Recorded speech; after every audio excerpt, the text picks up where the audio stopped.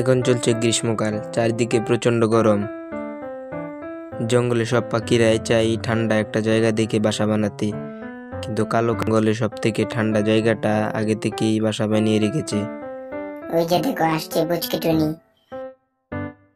কে টুনি, তোর দিনকাল কেমন যাচ্ছে? আমার দিনকাল একটু ভালো যাচ্ছে না, চারিদিকে প্রচন্ড গরম, আমি কোথাও হাঁটতে পারছি না। তুমি তো জঙ্গলের সব থেকে ঠান্ডা জায়গাটায় বাসা বানিয়ে থাকছো। আমি চাইছি যে তোমার এখানে আমি একটা বাসা বানিয়ে থাকবো। এখানে আমরা আগে থেকে বাসা বানিয়ে রেখেছি, এখানে আমরাই থাকবো, অন্য কোনো পাখি এসে এখানে থাকতে পারবে না। এটা তো জঙ্গল, এখানে সবাই থাকার অধিকার আছে, আমাদেরও থাকার অধিকার আছে। এমন ভাবে তুমি কথা বলছো কেন? মনে হচ্ছে তুমি কিনে নিয়েছো। টুনি, তুই এত বড় সাহস কোথায় পেলি আমার মুখে মুখে কথা বলিস? তুই মার খেতে না চাইলে এখান থেকে চলে যা। টুনির বোন চিড়িয়া তখন ওখান থেকে উড়ে যাচ্ছিল, হঠাৎ দেখতে পেল কোকিল টুনিকে বকছে। এটা দেখার পর চিড়িয়া টুনির কাছে আসলো। কিরে টুনি, তোর কি হয়েছে? তুই কান্না করছিস কেন আমাকে বল। আপু, কাক আমাকে বকেছে, আমি এই গাছে বাসা বানাতে চেয়েছিলাম, আমাকে বাসা বানাতে দিবে না, উল্টে আমাকে বকছে এবং মারতেও চেয়েছে।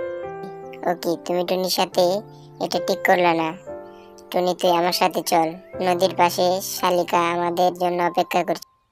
এই বলে টুনি আর চিড়িয়া শালিক পাখির কাছে রওনা দিল। কালো কাক কুকি ব্যবহারের প্রতিবাদ করতে চেয়েছিল, কিন্তু কালো কাক কুকিকে ভয় পায়, তাই বলে কুকির কোনো ব্যবহারের প্রতিবাদ করতে পারলো না।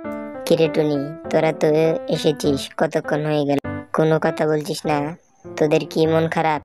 শালিক ভাই কুকি টুনিকে বকেছে এবং মারার ব্যাপারে হুমকি দিয়েছে। টুনি, কুকি তোকে কেন বকেছে আমাকে বল। অনেক গরম, কোথাও বাসা বানাতে জায়গা নেই, আমি গিয়েছিলাম কুকির ওখানে বাসা বানানোর জন্য, এই জন্যই কুকি আমাকে বকেছে। জঙ্গলে সব পাখিরা কোথায় গেল আজ? আজ তো কাউকে দেখতে পেলাম না। কিভাবে দেখবে? তুমি তো সবার সাথে ঝগড়া করো, তাই হয়তো বা তোমার কাছে কেউ আসছে না। চল দেখি জঙ্গলে সবাই কোথায় আছে। এদিকে আমার বাসাও ভেঙে গেছে, কোথায় থাকবো, কি করব, কিছু বুঝতে পারছি না। তোদের এসব নিয়ে কোনো চিন্তা করতে হবে না, আমরা এখন আর কোনো বাসা বানাবো না। কি বলছো শালিক ভাই? তাহলে আমরা কোথায় থাকবো? আমার একটা বন্ধু আছে, ও বরফের পাহাড়ে থাকে, যতদিন গরম থাকবে আমরা ততদিন ওখানেই থাকবো। শালিক, আমার অনেক দিনের স্বপ্ন আমি বরফের পাহাড়ে থাকবো, আমাকেও তোমাদের সাথে নিয়ে চলো। না শালিক ভাই, ও যদি তোমাদের সাথে যায় তাহলে আমি আর যাব না, এখানে থেকে নিজেকে গরমে তিলে তিলে শেষ করে দিব। আমাদের হাতে বেশি একটা সময় নেই, সকাল সকাল আমাদের খুব দ্রুত ওখানে পৌঁছতে হবে, নয়তো দুপুর গড়িয়ে গেলে এত দূর রোদে পথ আমরা এই গরমে কিছুতে পাড়ি দিতে পারবো না।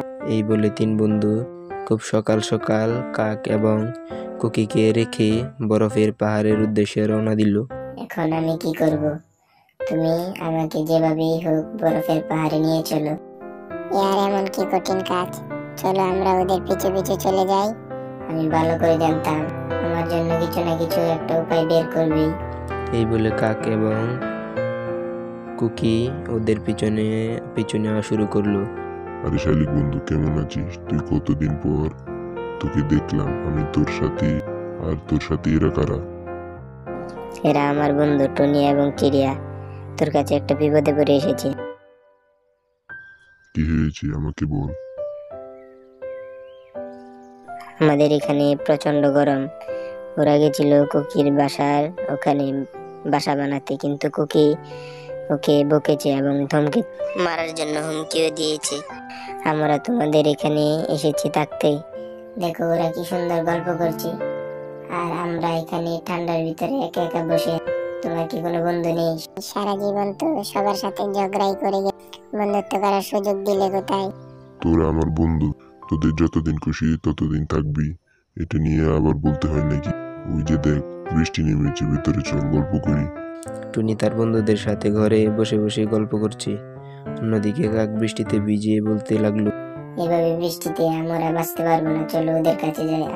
টুনি শালিক, আমাদের ক্ষমা করে দে, আমরা বনে কোনো পাখির সাথে এভাবে অন্যায় করবো না।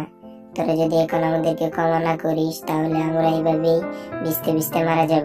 এই কথা শুনে টুনির মনে মায়া লাগলো এবং ওদেরকে ক্ষমা করে দিল, আর সবাই একসাথে থাকতে লাগলো।